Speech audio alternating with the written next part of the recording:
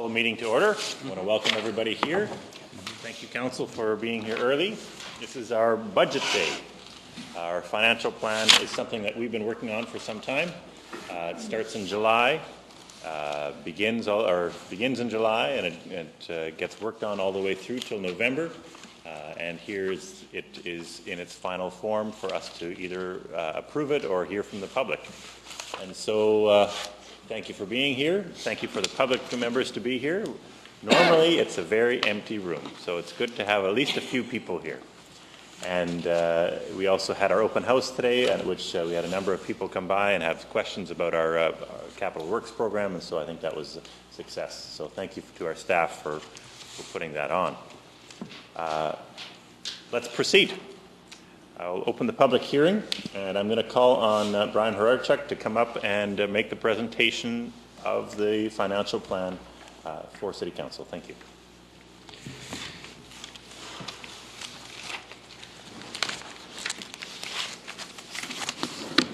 Now, Brian, I know you have a cold today, so we'll already forgive you for that. All right. Excuse me. Thank you, Mr. Mayor, members of Council. I'm pleased to be presenting the City's 2016 financial plan to give the public an overview of some of the programs and projects that are planned for the upcoming year.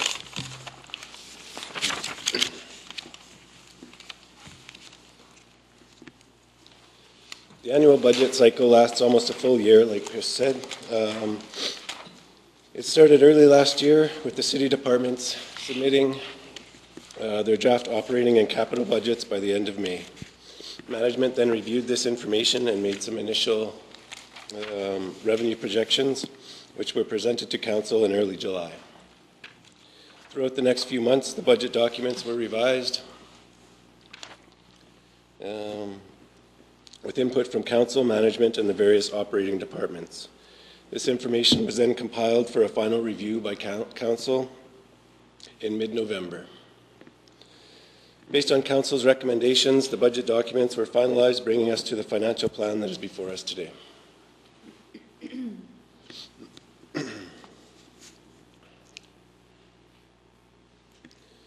Some of the highlights that can be expected for 2016 include a municipal mill rate of 13.23 mils, which is down just over 1 mil from 2015.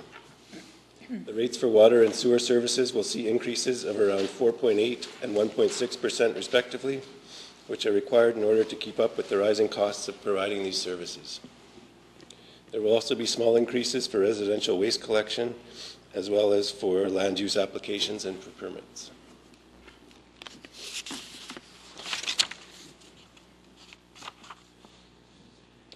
For some of the larger projects planned for the year, $6.6 million is budgeted for new capital improvements, the completion of the Rec Facility Plaza, the Soccer Park building, PTH 12 intersection work, and the City Hall expansion.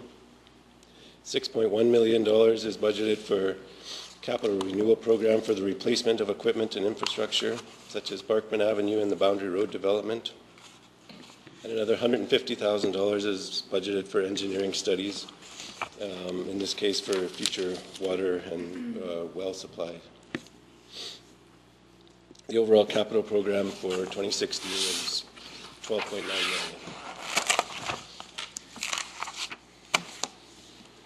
Projected revenues for 2016 are just over $27 million. Similar to previous years, property taxes make up the largest portion of these revenues, accounting for approximately half of the overall revenue amounts.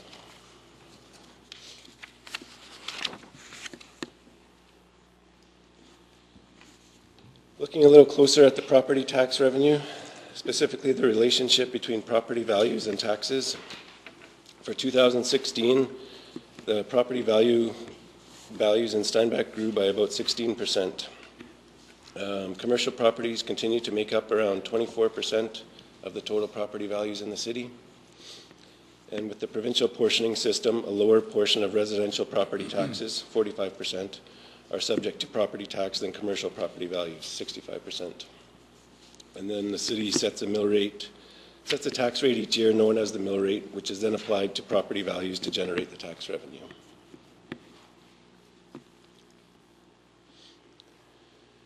As I mentioned earlier, the property tax rate of 13.23 mils is down 1.07 mils from 2015, and this was to offset the increase in property values due to reassessment. About half of the budgeted municipal revenues are from property taxes, and in 2016, 13.8 million will be raised by property taxes. The city is also required to collect the education and school taxes on behalf of the province and school division. Similar to previous years, this is projected to make up just over half of the typical tax bill.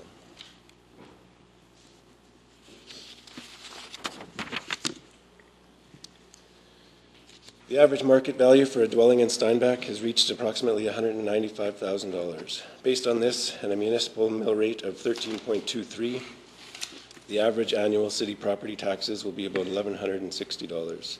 This equates to just under $100 a month.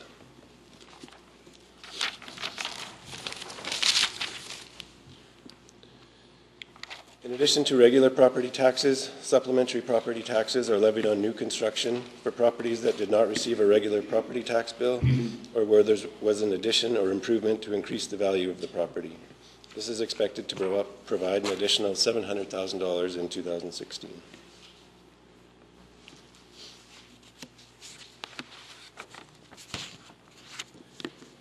Federal and provincial operating grants have also been a consistent source of revenue for the city.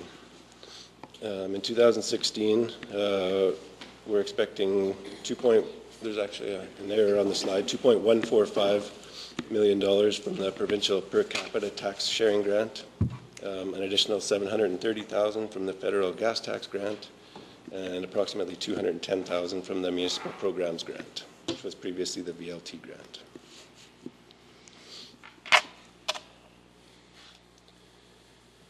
One of the main non-tax revenue sources for the city is from user fees. These are fees paid by those who benefit from the service provided. Some services compete with the open market, while a number of the rates may be subsidized for programs to be accessible. These would include the aquatic center and arena, along with others. For 2016, user fees are expected to generate around $3 million in the utility and about $2 million for the rest of the city.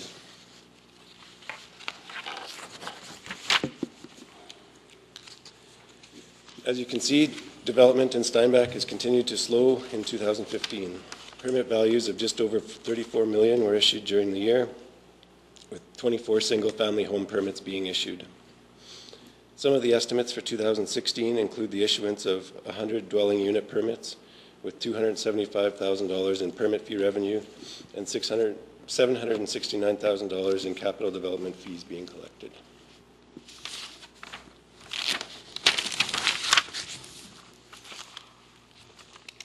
Each year, the city applies for a number of federal and provincial grants for various projects.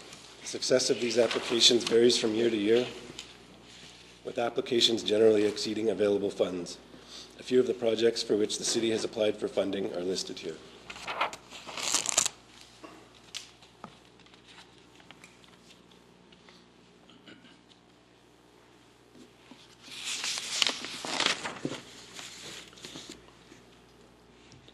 We will now look at the other side of the equation to see the breakdown of the projected expenses for the upcoming year. Overall, the expenses are equal to the projected revenues at just over $27 million.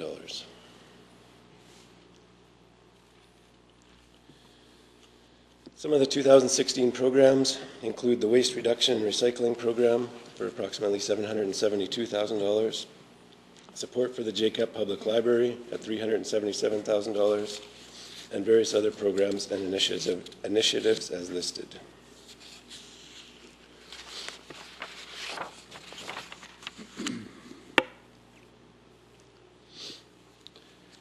One of the largest city expenses is that of our employees. The total labor cost, including benefits for the upcoming year, is expected to reach $7.5 million, or almost a third of the city's operating budget. Of this total, the aquatic center makes up about 20% of the total labor hours, the largest of any city department.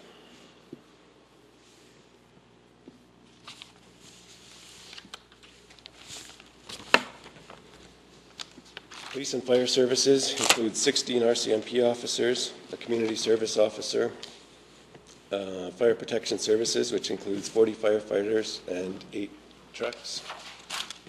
The total cost of these protective services will be approximately $3.1 million in 2016.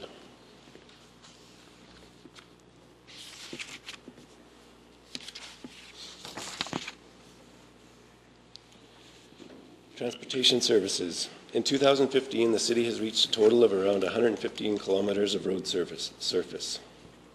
The maintenance for this infrastructure can depend fairly significantly on weather in any given year, and for 2016 is expected to cost approximately $2.2 million.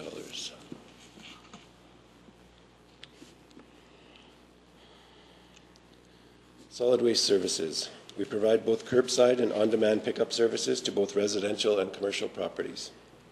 The cost of providing these services are expected to be $2.2 million for the upcoming year, which will be funded by user fees.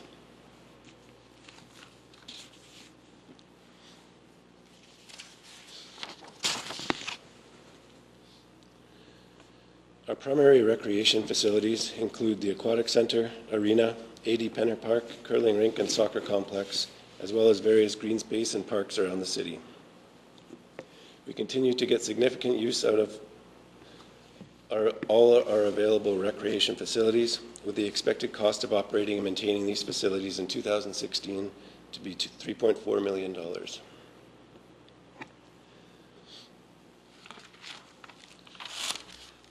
Water and wastewater services.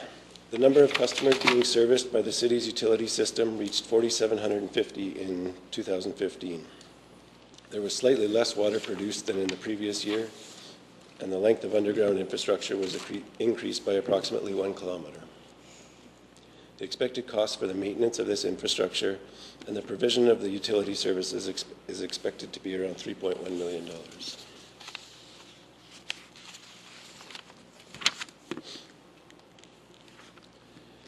In addition to the typical operating expenses that the city regularly incurs, larger projects also require a significant source of funds. Some of this funding comes from reserve funds that have been saved in previous years, while the other projects will require debt funding.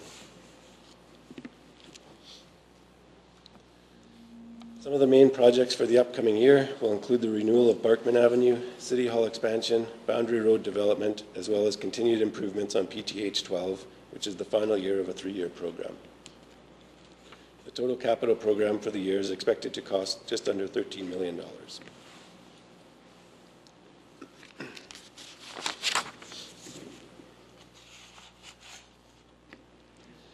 The city will periodically issue debt in order to add or renew various infrastructure or facilities throughout the city. Each loan funds a specific project.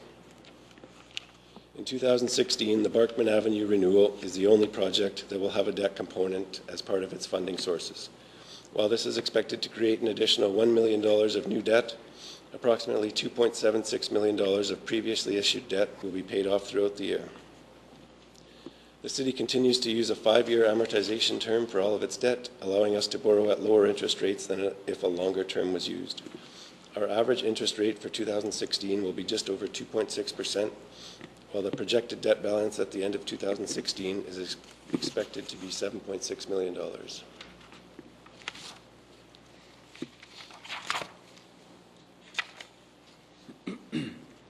Payments that are required to be made for previously issued debt will total $3 million in 2016.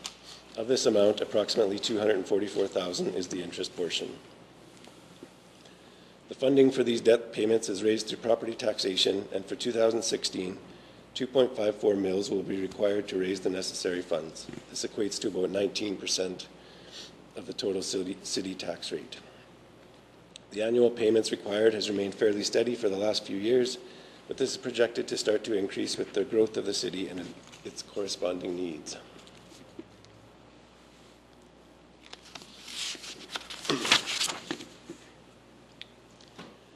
And finally, a longer-term overview of some of the expected requirements in future years. The 2017 program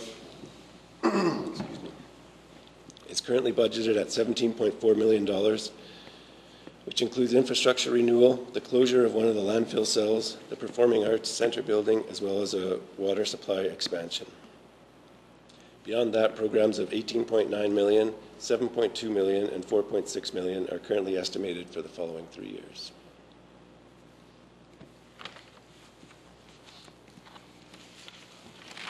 That concludes the presentation of the 2016 financial plan. Thank you, members of council. If there are any questions, I'd be happy to attempt to answer them. Thank you, Mr. Harchuk.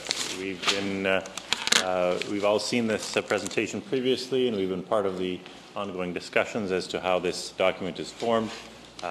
Before we move to the public, are there any questions of council before we proceed? None. Are there any questions from the public or opinions or comments from the public? Any questions or comments?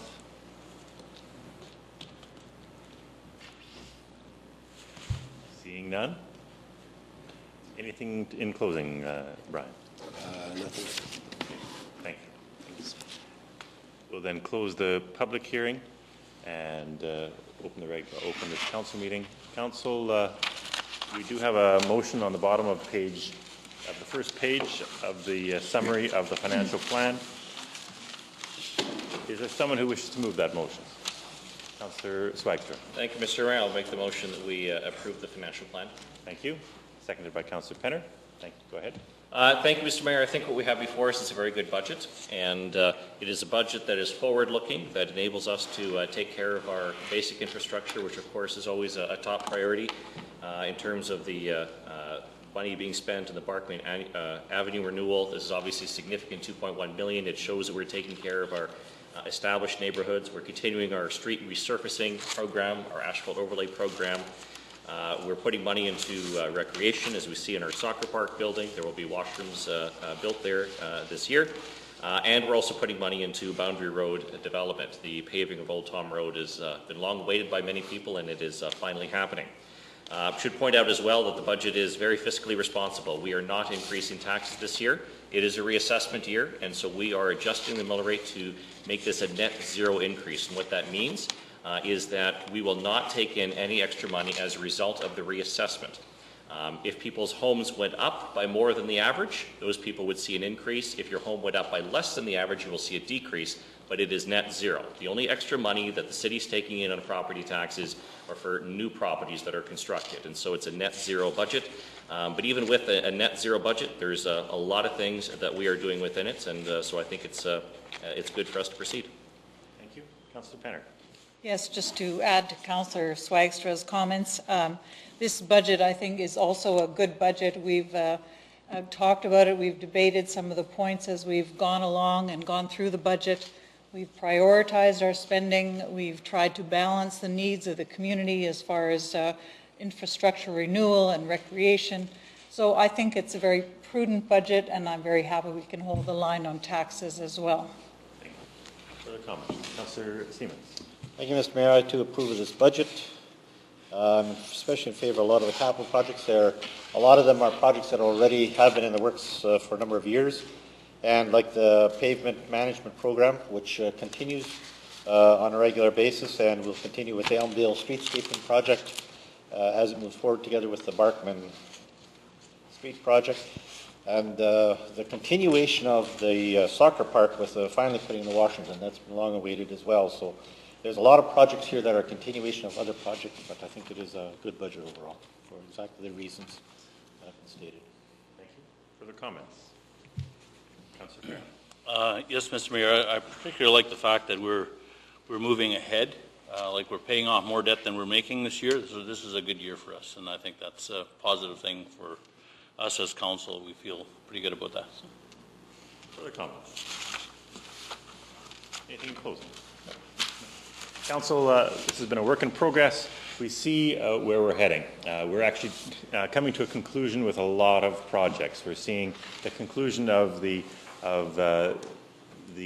reconstruction of the Elmdale Street redevelopment. We're seeing the finishing off of the soccer park complex that has needed washrooms and change rooms for some time. We're also seeing partnerships with many of the projects that we're doing, and I think that is the way that we need to proceed when it comes to capital as much as possible. We're seeing a partnership with the provincial government in the Penfeld number 12 intersection. We're seeing a partnership with the federal and provincial government when it comes to the Barkman Street renewal. We are hoping to get additional funds that we can possibly use for that Periphery Road program. And so I think it's really good to see a lot of this coming to fruition through partnerships, through the way that we have set our priorities, and I look forward to seeing this all take place over this next year, and then move forward with some new projects in the coming years. So, thank you, Council, for all your work. Thank you to administration. This hasn't been an easy process, especially the net zero increase in taxes is a very difficult task, especially when it comes to operating. They continue to see increases when it comes to costs for, when it comes to inflation for their costs, and so they've made significant efforts to make sure that this is a net zero budget, and we have to commend them for that. Thank you, Council. I look forward to seeing this come to fruition. All those in favor? Carried. Thank you. Council, then this will, we will wait for any formal first and second reading for bylaws in regards to this until we get final numbers from other entities, including the school division, and so that will come at a later date. Motion to adjourn, please. Councillor Penner, Councillor Siemens, all those in favor? Carried. Thank you.